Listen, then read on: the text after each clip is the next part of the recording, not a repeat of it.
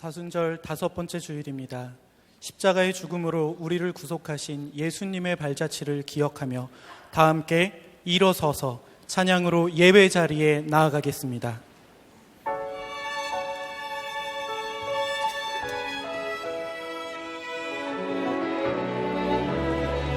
예수 우리 왕이여,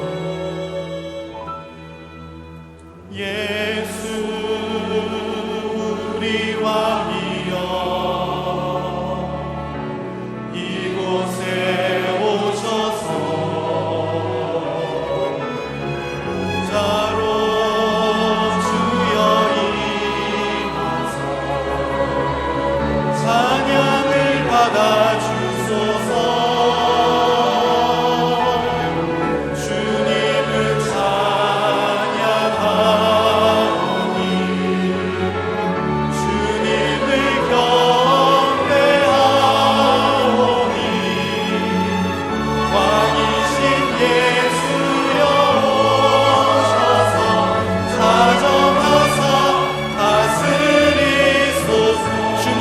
찬양하오니 주님을 찬양하오니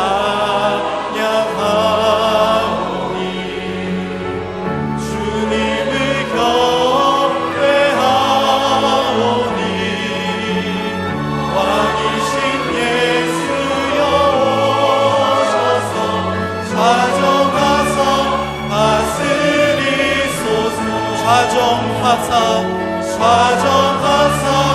다스리소서. 좌정하사 다스리소서.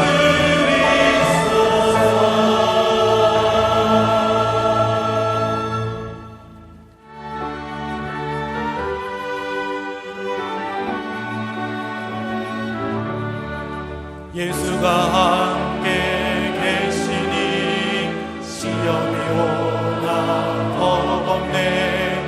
기쁨의 근원 되시는 예수를 위해 삽시다. 날마다 주를 섬기며 언제나 주를 기리고 그 사랑 안에 살면서 딴 길로 가지 맙시다. 이 세상 사는 동안에 주 이름 전파하면서 무한한 복락 주시는 예수를 위해 삽시다.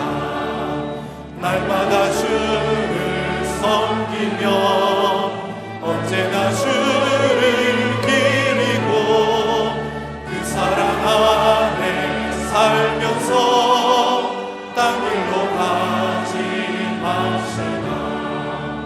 이 세상 친구 없어도 예수는 나의 친구니 불의한 일을 버리고 예수를 위해 삽시다. 날마다 주를 섬기며 언제나 주를 기리고 그 사랑 안에 살면서 딴 길로 가지 맙시다. 주께서 심판하실 때 잘했다 칭찬하리니 이러한 상급 받도록 예수를 위해 삽시다. 날마다 주를 섬기며 언제나 주를 기리고 그 사랑 안에 살면서 딴 길로 가지 맙시다.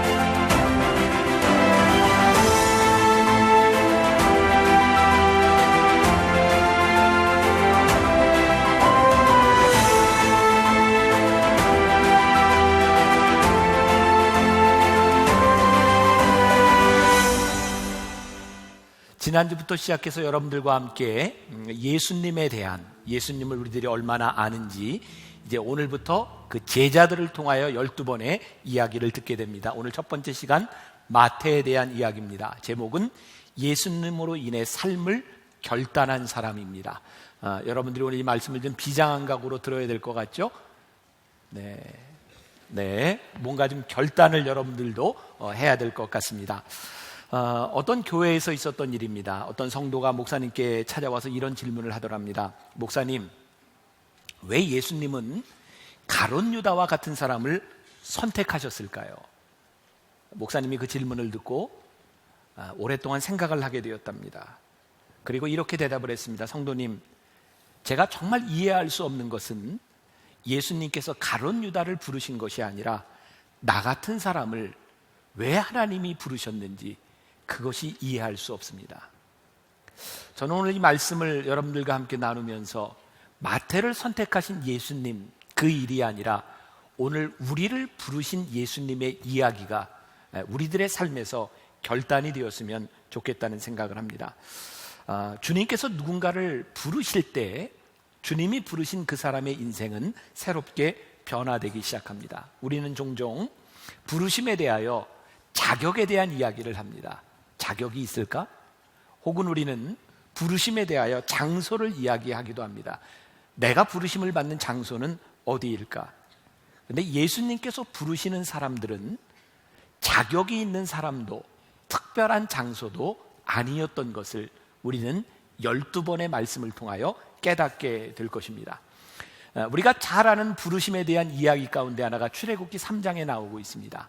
유명한 모세를 부르신 모세의 소명장입니다. 하나님께서 모세야 부르셨던 그 자리는 모세가 하나님을 만나려고 갔던 자리가 아닙니다. 모세는 이전에 그랬던 것처럼 양을 치려고 호렙산에 올라갔습니다.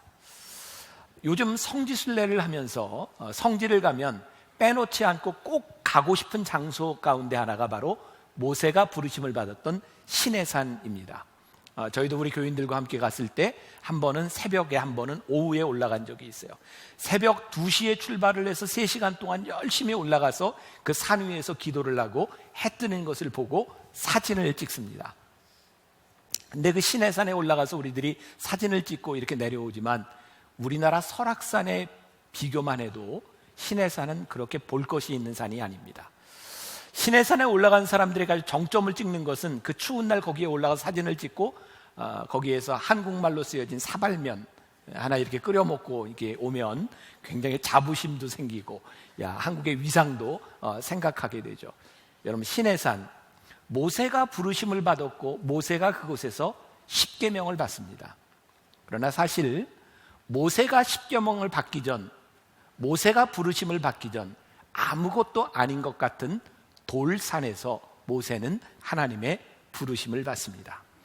그 장소가 우리들에게 의미를 가지기 시작한 것은 특별한 장소였기 때문이 아니라 모세가 부르심을 받은 장소이기 때문에 우리들이 기념합니다.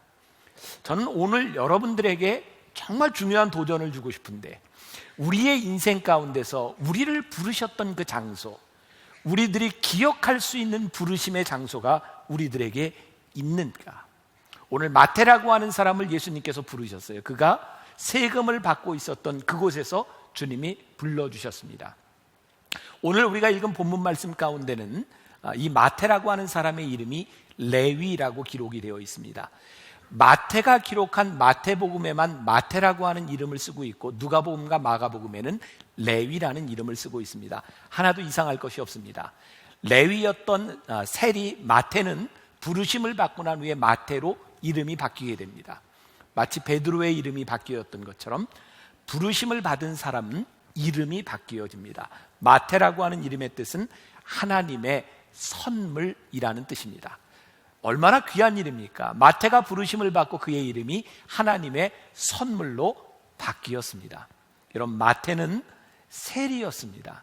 그는 그의 인생을 하나님의 선물로 느낄 만큼 귀중한 존재가 아니었습니다. 오늘 우리가 읽은 본문 말씀 27절과 28절에 보니까 그 후에 예수께서 나가사 레위라 하는 세리가 세관에 앉아 있는 것을 보시고, 오늘 여기까지 말씀이 이해가 되시죠? 세관에 앉아 있는 것을 보시고 나를 따르라 하시니 그가 모든 것을 버리고 일어나 따르니라. 여기서 여러분들이 주목해야 될 단어 가운데 하나가 모든 것이라는 말입니다. 조금 이따 더 설명을 하겠지만 마태에게 있어서 그가 모든 것을 버리고 떠나갔다고 하는 것은 다른 제자와는 조금 더 다른 차원의 의미를 가지고 있는 것이기도 합니다. 마태의 직업이 뭐였다고요? 세리였습니다. 우리가 참 많이 들었습니다. 성경 안에서 이 세리라고 하는 것은 죄인과 동일시되는 그런 단어입니다.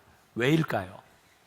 당시 이스라엘은 로마의 속국이었고 세리는 세금을 걷어서 로마에다가 갖다 바칩니다. 그런데 이 세리는 당연히 바쳐야 될 돈만 거두는 것이 아니라 얼마를 더 거두냐에 따라서 로마에게 주는 것 말고 나머지는 자기가 착복을 하게 되어 있는 겁니다. 그래서 세리들은 이스라엘 사람들에게 있어서 자기 것을 갈취해가는 사람이라고 하는 의미였고, 그들은 거짓말을 일삼는 사람 혹은 비도덕적인 사람이었습니다.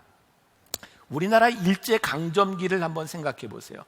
우리들이 치를 떠는 사람들 가운데 하나가 일제의 앞잡이가 되었던 경찰 아닙니까? 아마 우리 역사에 남아있는 노독술이라고 하는 사람, 여러분들 암살이라고 하는 영화를 보셨죠? 거기에 보면 염석진이라고 하는 사람이 나오는데 그 사람을 이렇게 되게 좀 비슷하게 묘사한 것 같아요. 염석진이라고 하는 사람이 처음에 독립운동가였으나 그가 고문을 당하면서 그의 인생이 바뀌죠. 배신합니다. 참 신기하죠? 사람이 한번 배신하고 나니까 얼마나 더 잔인하게 나빠질 수 있는지를 보여줍니다.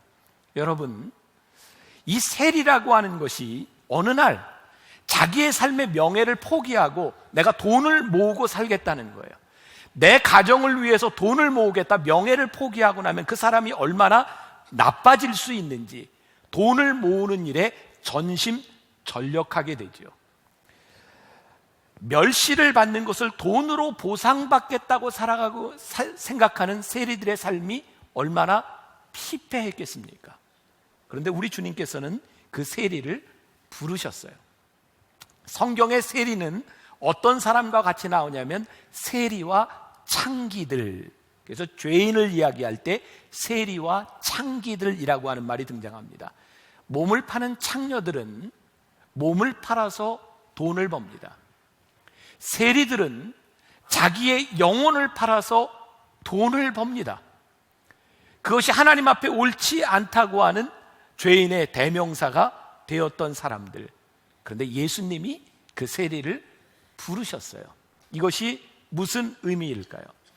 예수님께서 세리를 부르신 이 사건 30절 이하에 나와 있는 바리새인과 그들의 서기관들이 그 제자들을 비방하여 이르되 너희가 어찌하여 세리와 죄인과 함께 먹고 마시느냐. 예수님께서 세리를 부르심으로 인하여 문제를 일으키셨어요. 저는 우리들의 삶에 사명으로 산다는 것은 필연적으로 우리들의 삶에 갈등과 문제를 일으키는 일이라고 생각해요. 여러분들에게 묻고 싶은 것 중에 하나가 예수님께서 사명자로 사시며 이 세상에 갈등을 유발하셨던, 우리들이 주님의 사명자로 산다면 우리들에게서 어떤 갈등이 일어나고 있는가? 예수님께서 마태를 부르신 이 사건을 통하여 우리들이 깨닫는 것 중에 하나가 예수님께서 누군가의 인생을 부르시면 그의 인생이 바뀌어진다는 사실입니다. 또 예수님께서 그 사명을 다하셨을 때 예수님은 그 사명으로 인하여 어려움을 당하고 계셨다는 거예요. 오늘 30절에 보니까 종교 율법 지도자들과 그리고 율법에 박식했던 바리새인들이 예수님이 하시는 일을 듣고 이해할 수가 없는 거예요. 여러분, 율법 학자들과 종교는, 잘 들으세요, 늘 자격에 대해서 묻습니다. 만일 우리 교회에서 우리 교인들이 언제부터인가 저 사람이 자격이 있어? 라고 말하는 사람이 되었다면 우리는 율법적인 사람이 되어버린 것입니다. 여러분, 우리 교회에서 섬기고 봉사하는 사람들 중에 처음부터 자격이 있었던 사람이 누가 있습니까? 우리 주님께서는 누군가를 부르실 때 그 사람의 자격을 물으시는 것이 아니라 그 사람의 변화를 보시는 분인데, 언제부터인가 우리들이 자격을 묻고 있다면 우리는 율법적이 돼버린 것일지도 몰라요. 예수님께서 나를 따르라 라고 명령하셨을 때 이 마태가 순종합니다. 그가 욕된 자리에서 복된 자리로 그의 삶이 바뀌어지게 됩니다. 여러분, 예수님께서 나를 따르라 라고 말씀하셨을 때 예수님께서 교리를 막 설명해 주시고 삶의 원칙을 설명해 주시고 이것대로 살래, 예수님께서 그렇게 말씀하시지 않았습니다. 예수님은 나를 따르라고 말씀하십니다. 왜냐하면 예수님을 따르는 삶이 필연적으로 바뀌어질 것이기 때문입니다.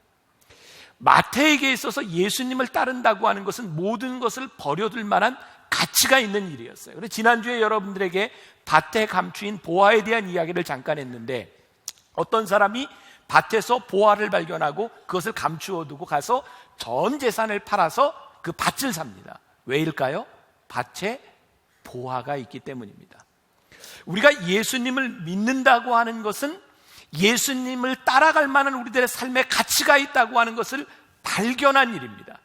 마태가 모든 것을 버려두고 예수님을 따르게 되었는데, 다른 제자들과 다른 희생이라고 하는 것은 뭐냐면, 예수님이 십자가에 달리시고 부활하신 후에 베드로와 야고보, 안드레, 이 사람들은 옛 생활로 업으로 돌아가 있었어요. 근데 마태는 다시 세리로 돌아갈 수가 없었습니다. 그 자리는 찾을 수 있는 자리가 아니었어요.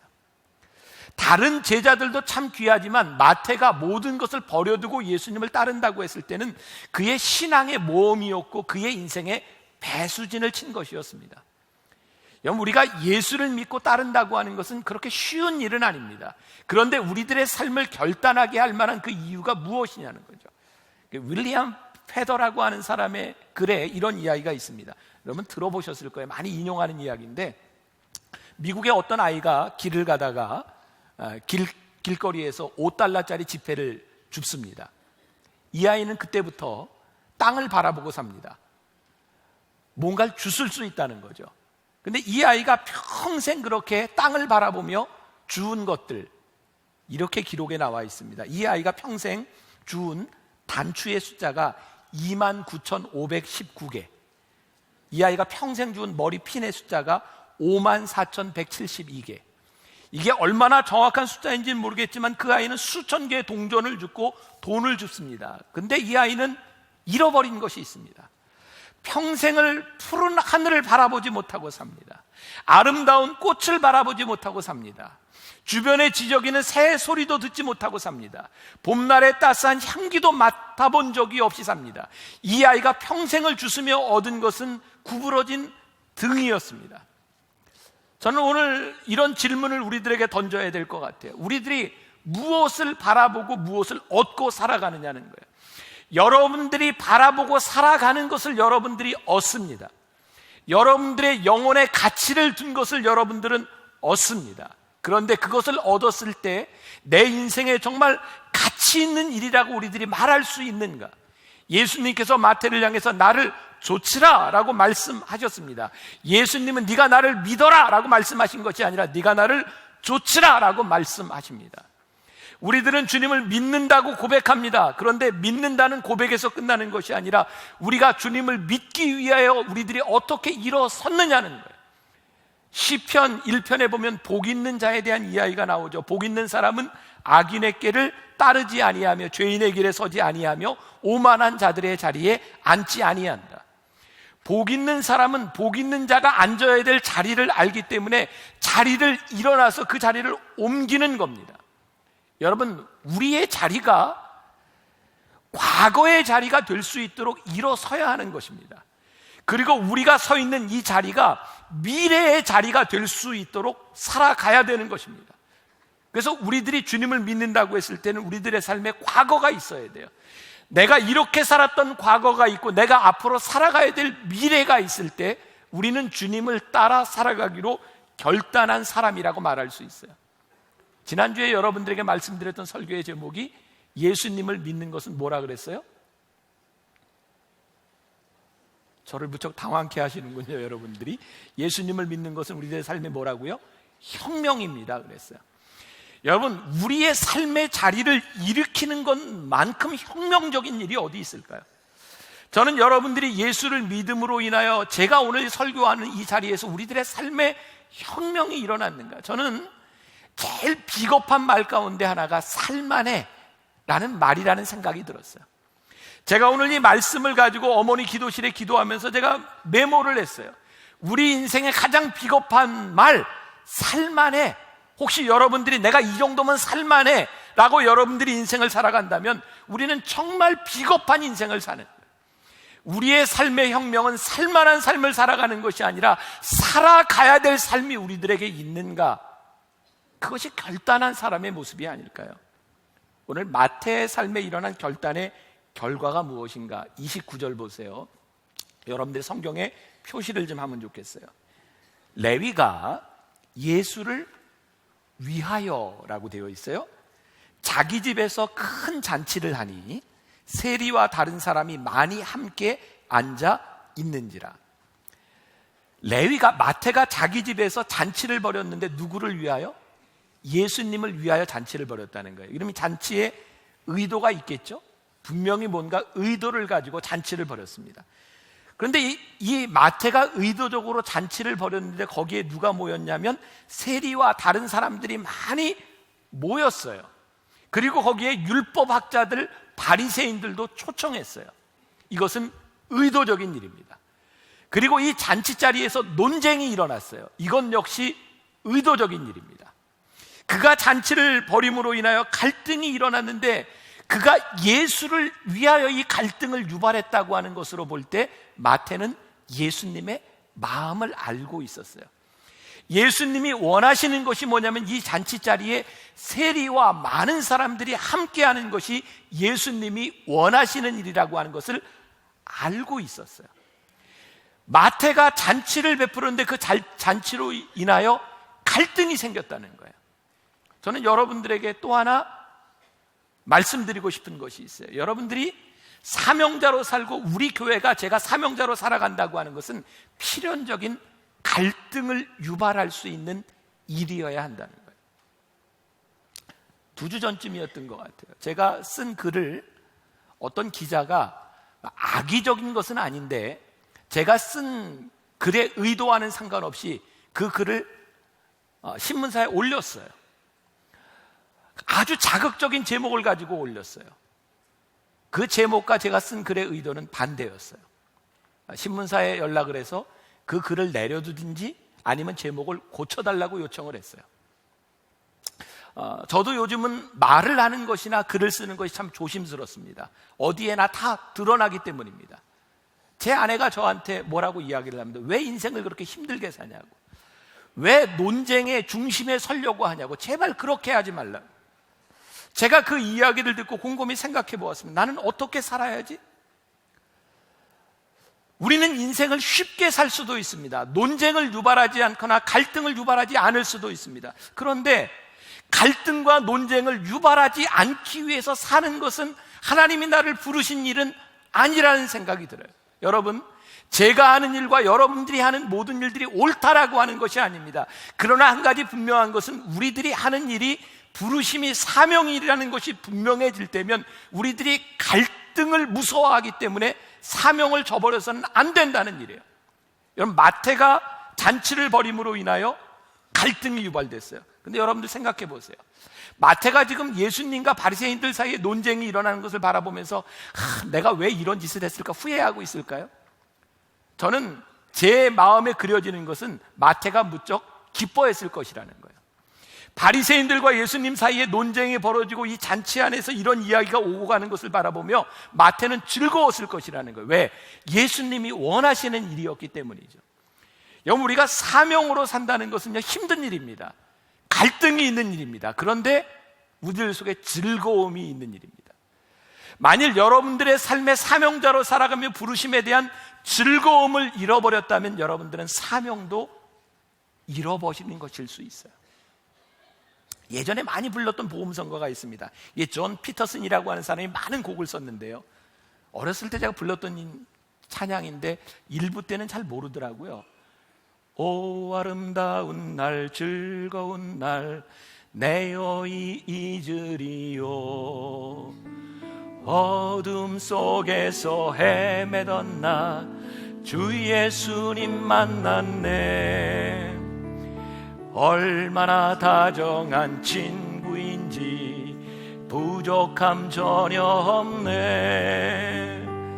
어둠 물리친 구 기쁨으로 가사가 틀리네요. 하늘 영광 내 맘에 넘치네. 주 십자가로 구했네. 나 죄 사함 받고 생명 길을 찾아 하늘 영광 내 맘에 임치네. 여러분, 제가 이렇게 헤매는 걸 보면서 즐기는 건 나쁜 거예요. 같이 불러줘야지. 제가 옛날에 불렀던 그 가사하고 좀 틀린데, 저에게 이 말씀을 부르면서 떠오른 거예요. 마태의 모습이 이런 모습이 아닐까. 하늘 영광 내 맘에 임했네. 기뻤을 것 같아요. 그가 자기 돈을 들여서 잔치를 벌이고 내가 갈등을 유발한 것 같지만, 그는 이전의 삶에 대한 이별의 잔치로, 내 삶에 대한 결단의 잔치로, 그리고 사람들이 보는 앞에서 내 믿음을 공중 고백한다고 하는 것이 그에게 얼마나 즐거운 일이었을까. 오늘 여러분들에게 여러분들을 부르시는 주님 앞에 이 즐거움이 있는가? 하늘 영광 내 마음에 임했네. 예수를 믿는 사명의 삶이 우리들에게 이렇게 즐거운 일인가? 오늘 이 부르심의 사건을 통해서 우리는 예수님에 대한 아이덴티티, 정체성에 대하여 논란을 일으키고 있는 것을 보게 됩니다. 예수님의 정체성에 대해서 묻습니다. 바리새인들과 서기관들이 당신은 누구이기에 세리와 죄인들과 함께 먹습니까?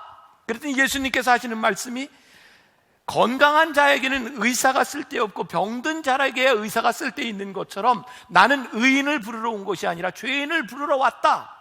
또 바리새인들과 서기관들이 예수님의 제자들을 보며 너희들은 왜 이렇게 먹고 노냐, 즐거워하느냐는 거예요. 예수님께서 말씀하십니다. 아니, 손님들과 함께 신랑이 있는데 우리들이 왜 즐거워하지 않으랴? 자, 예수님의 정체성 첫 번째가 무엇입니까? 왜 세리와 죄인들과 함께 하느냐는 거예요. 그런데 여기에 중요한 정체성이 있는 거예요. 오늘 하나님을 믿는 믿음의 공동체로 불리움을 받은 우리 교회의 정체성, 오늘 우리들이 바리새인들과 서기관들처럼 우리들이 왜 죄인들과 함께 있습니까? 이 자리를, 이 예배의 자리를 죄인들에게 내어놓지 않게 되었다면, 아니 마치 우리가 의로운 것처럼 우리는 의로워서 너희들과 함께 할 수 없어 라고 이야기하며 이 교회 공동체에 죄가 고백되지 않는다고 하면 우리의 신앙이 뭔가 지금 잘못되어 가고 있는 것이라는 거예요. 예수님은 아주 명백하게 구별하셨어요. 죄와 죄인을 구별하셨어요. 예수님은 죄를 용납하시지 않았습니다. 죄에 대해서 무섭게 질책하셨습니다. 그러나 죄인들에 대하여 주님은 용납하셨습니다. 예수님의 별명이 있어요. 죄인들의 친구였습니다. 오늘 우리 교회가 얻어야 될 별명이 무엇입니까? 죄스러운 것이 아니라 죄인들의 친구가 되지 않는다면 우리는 바리새적이고 율법적으로 변해버렸는지 몰라요. 언젠가 제가 설교하고 곤욕을 치른 일이 있어요. 제가 동성연애에 대한 이야기를 한 적이 있어요. 우리 교인들은 다 이해를 하는데 이 방송을 보고 이해하지 못하는 사람들이 있어요. 제가 여러분들에게 동성연애를 찬성했습니까? 아니에요. 성경은 동성연애에 대해서 죄라고 말씀합니다. 그러나 우리 주님께서 동성연애로 인하여 힘들어하는 사람이 있다면 그들이 죄인이기 때문에 너희들 오지 마라 이렇게 말씀하시지 않았을 것 같다는 거예요.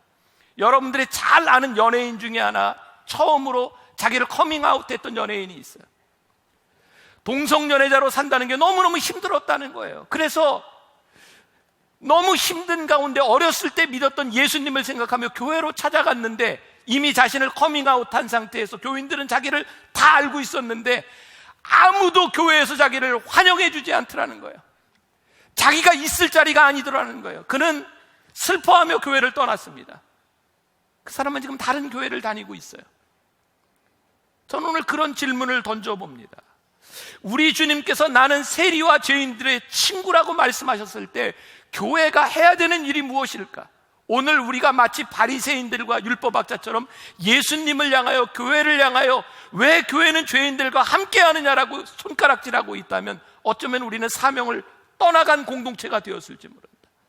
저는 죄와 죄인을 구별할 수 있을 때 교회는 교회다울 수 있다고 생각해요. 교회의 타락은 교회가 종교적이 되는 거예요. 우리들 스스로의 죄를 인정하지 않으면서 죄인들이 이 가운데 올 수 없다고 생각하는 것, 그것이 교회의 타락이라고 생각해요. 오늘 또 하나의 질문을 합니다. 왜 예수님과 제자들은 먹고 마시는 겁니까? 바리새인들과 율법학자들은 신앙을 지키기 위해서 굉장히 금욕적인 생활을 했던 것 같아요. 그들은 금식도 자주 했어요. 근데 굉장히 중요한 것이 있습니다. 예수님께서 무섭게 질책하셨던 것 중에 하나가 그들이 율법을 지키며 금식하는 사람들인데 금식하는 티를 내는 사람들이었어요. 왜? 금식을 하면 티를 내려면 어떻게 해야 될까? 금식하고 힘든 척을 해야 돼요. 얼굴도 좀 씻지 말아야 돼요. 금식하고 힘들어. 그럼 사람들이 아는 거예요. 예수님이 그거 외식하는 자라 그랬어요.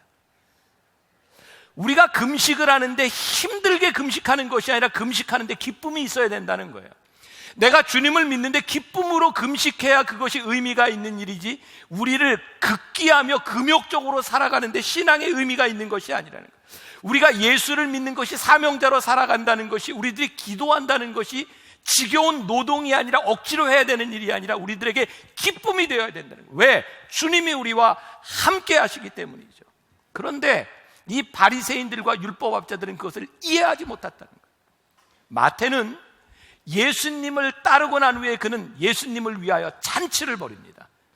우리들의 삶에 잔치가 벌어지는 것, 이것이 얼마나 귀한 일인가. 지금 하버드 대학에 지금 이제 은퇴를 했죠. 신학자로 세속도시라는 책을 쓴 유명한 하비 콕스라는 사람이 있습니다. 그는 그 세속도시에서 이런 예언을 합니다. 앞으로 기독교는 붕괴될 것이다. 붕괴의 이유는 과학이 발달되고 산업화가 되기 때문이 아니라 기독교 내부에서부터 문제가 일어날 것이다. 이 하비 콕스는 Fire from Heaven이라고 하는 우리 한국교회의 부흥을 보면서 놀라운 책을 쓰기도 한 사람입니다. 지난주에 여러분들에게 소개해드렸던 왜 교회는 예수님의 세족식을 왜곡했을까에 보면 이 하비 콕스에 대한 이야기가 나와요. 하비 콕스가 하루는 그리스도인들 가운데 의사나 이런 치료사나 굉장히 이렇게 지적인 사람들을 한 600명쯤 모인 자리에서 설교를 하게 되었답니다. 하비 콕스가 마태복음 9장을 가지고 설교를 합니다. 마태복음 9장은 어떤 말씀이 나와 있냐면, 예수님께서 회당장 야이로의 딸을, 죽은 야이로의 딸을 고치려 가시는 도중에 12해를 혈루병으로 앓았던 여인이 예수님께 다가옵니다. 예수님 주위에는 많은 군중들이 있었고요, 이 여인이 예수님께 감히 다가갈 수 없는 상황에서 예수님의 옷자락을 만졌습니다. 그리고 예수님이 말씀하시죠. 누가 나를 만졌느냐? 예수님의 능력이 나갔다는 거예요. 하비 콕스가 이렇게 물었답니다. 600명의 사람들에게, 여러분, 여기에 나오는 딸을 생각하는 야이로 아버지의 마음과 예수님을 둘러싸고 있는 군중들의 마음, 그리고 예수님 앞에 나와서 12해를 혈루병으로 앓았던 예수님의 옷을 만졌던 여인의 마음, 그리고 예수님의 마음, 이 넷 중에 여러분들은 어떤 마음에 공감이 가십니까? 어떤 마음이었는지 몰라요. 근데 어떤 마음에 공감이 가십니까? 라고 물었더니 600명 중에 300명의 사람이 야이로의 마음에 공감이 간다는 거예요. 아마 부모님이라면 잃은 자식을 살리려고 하는 마음, 그리고 혈루병으로 앓고 있던 이 여인에 대한 마음에 100명이 공감을 했답니다. 그리고 6명의 사람들이 예수님의 마음에 공감을 했고 군중의 마음에 공감한 사람은 한 명도 없었답니다. 하비 콕스는 이야기합니다. 이런 류의 시험을 계속하다 보니 놀라운 일을 발견하게 되었는데, 예수님의 심정을 이해하려고 하는 그리스도인들이 1%밖에는 되지 않는다는 거예요.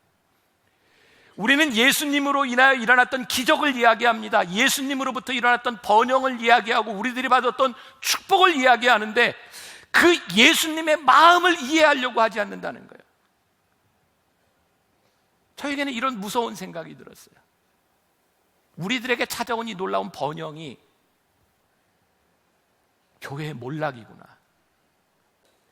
예수님의 놀라운 기적을 바라보며 예수님을 둘러쌌던 수없이 많은 군중들의 마음이 예수님의 마음을 알지 못할 때 예수님을 따라다니지만 예수님과 얼마나 다를 수 있는지를, 오늘 우리들의 중요한 우리를 부르신 가운데서 마태의 위대한 결단은 그가 예수님의 마음을 알았다는 거예요. 그가 예수님의 마음을 알므로 인하여 그가 잔치를 베풀었다는 거예요. 누구를 위하여? 예수님을 위하여. 알렉산더 화이트라고 하는 사람은 마태에 대해서 이런 이야기를 합니다. 마태가 예수님을 따라 나서면서 그는 과거 직업으로부터 딱 두 가지를 가지고 왔다. 잉크와 펜. 여러분, 마태마가 누가 요한복음 사복음서 중에 마태복음의 특징 중에 하나는 유난히 돈에 대한 이야기가 잘 기록되어 있다는 거예요. 세금에 대한 이야기, 돈에 대한 이야기, 예수님의 비유를 잘 기록했습니다. 근데 예수님께서 마태를 쓰신 것은 그의 펜과 잉크뿐이 아니었습니다. 그의 과거의 경험과 지식을 쓰셨어요. 마태는 돈에 대한 이야기를 마태복음에서 잘 기록하고 있습니다. 저는 우리들의 삶의 결단을 위대하게 만드는 것 중에 하나가 우리들의 삶이 과거가 되게 할 때 과거를 다 버리는 것이 아니라 과거의 모든 경험조차 하나님이 우리를 쓰신다는 거예요. 우리들의 영혼이 돈을 찾아 빈곤하게 살았을지 모르지만 이 영적 빈곤에서 주님을 만났을 때 우리들의 삶이 사명자로 바뀌어질 때 우리들이 풍요로운 삶을 살아갈 수 있다는 거예요. 마태는요, 순교합니다. 근데 에티오피아와 아라비아까지 복음을 전하다가 T자형으로 생긴 십자가에 죽습니다. 그 십자가에 죽었으므로 그의 인생이 실패인가요? 그는 즐겁게 그의 사명에게를 갔다고 생각해요. 예수님께서 마태를 부르셨을 때에 그가 예수님을 위하여 잔치를 베풀고 그가 T자형의 십자가에 못 박혀 죽였다고 하는 이 일은 우리들에게 동일한 결단과 우리들에게 동일한 질문을 하는 겁니다. 예수님이 여러분들을 부르실 때 여러분들은 어떻게 살아가시겠습니까? 예수님의 마음을 우리들이 알게 되었을 때 마태가 의도적으로 잔치를 베풀었던 것처럼 우리는 예수님의 마음을 알기 때문에 우리들이 의도적으로 할 수 있는 일이 무엇일까요? 우리가 예수님의 부르심을 받기 전에는 사라지는 인생을 살았어요. 그래서 살아가는 거예요. 사라지는 거예요. 살만하게 사는 겁니다. 근데 예수님이 우리를 부르심으로 인하여 우리들의 삶이 어떻게 살아가느냐에 되는 거예요. 살만한 것으로 그치는 것이 아니라 내가 전심을 다하여 할 수 있는 일이 무엇인가. 저도 오늘 이 말씀을 붙들고 기도하며 똑같은 질문을 물었어요. 하나님, 제 삶에 대충 살만하게 사는 것이 아니라 제가 전심으로 해야 하는 일이 무엇일까요? 저에게는 이런 대답이 왔어요. 하나님이 저를 설교자로 이 강단에 부르셨으므로 저는 전심을 다해 말씀을 준비하겠습니다. 그냥 대충 준비하는 것이 아니라 제 삶에 전심을 다하여 말씀을 준비하겠습니다. 제가 어떤 다른 위대한 일을 할 수는 없겠지만, 제가 모든 일을 할 수는 없겠지만 저를 부르신 그 부르심에 제가 전심을 다하겠습니다. 저 전심을 다하려고 그래요. 여러분들에게 묻고 싶습니다. 여러분들은 어떻게 전심을 다하여 여러분들을 부르신 그 부르심 앞에 살아가시겠습니까? 그리고 내가 사명을 다하는 일들이 때로 갈등을 유발하고 우리를 힘들게 할지 모르지만 우리들이 기쁨으로 하늘 영광 내 마음에 임했네, 그 즐거움이 여러분들에게서 어떻게 회복될 수 있겠습니까? 말씀을 듣고 여러분들이 좀 결단했으면 좋겠고요. 어제 저희 가족들이 이렇게 모여서 이야기를 하는데 요즘 교인들이 제가 결단하며 이렇게 묻는 것 때문에 정말 가슴이 조마조마하대요. 조마조마한 이유는 옆 사람이 일어날까봐 조마조마하대요. 왜냐면 옆 사람이 일어나면 화면이 딱 비치는데 자기 모습이 비칠까봐. 그래서 여러분들 그렇게 부담 갖지 마세요. 안 시킬 거예요. 오늘은 사회본 목사님이 한번. 네, 오늘 목사님의 말씀을 들으며 부르심에 응답하면서 앉아야 할 자리에 앉아 있고 바라보아야 할 것을 바라보겠습니다. 주님의 부르심을 입은 사람처럼 살겠습니다. 그래서 이번 한 주간 말씀과 기도를 더욱 힘쓰며 전심으로 예수님의 뜻이 무엇인지 알아가도록 노력하겠습니다. 그리고 이번 주에 맡겨진 사역 가운데 전심으로 열심히 사역하도록 하겠습니다. 맞습니다. 전심으로. 우리 장로님도 억지로는 안 시킬게요. 네. 오늘 말씀을 들으며 예수님을 믿는다고 고백하면서도 가진 것을 과감하게 버리지 못하고 따르는 제 모습을 보았습니다. 앞으로 하나님 앞에 나의 의지와 권리를 내려놓고 주님 주시는 영적 기쁨과 부유함을 가지고 살겠습니다. 또한 이것을 이웃과도 나누며 살겠습니다. 고맙습니다. 네, 여러분들 안 시키려고 하는데 그래도 나는 하겠다 하는 사람이 있다면 뭐 위에나 밑에 없으면 안 시킬 거예요. 네. 자, 나는 이 말씀을 듣고 이렇게 결단하겠습니다. 자, 그럼 옆 사람들에게 좀 이야기해 주세요. 나는 전심으로 이렇게 살아가겠습니다. 이렇게 결단하겠습니다. 지금 이 시간은 시끄러워야 되는 시간입니다. 얘기하세요. 옆 사람들에게 얘기하세요.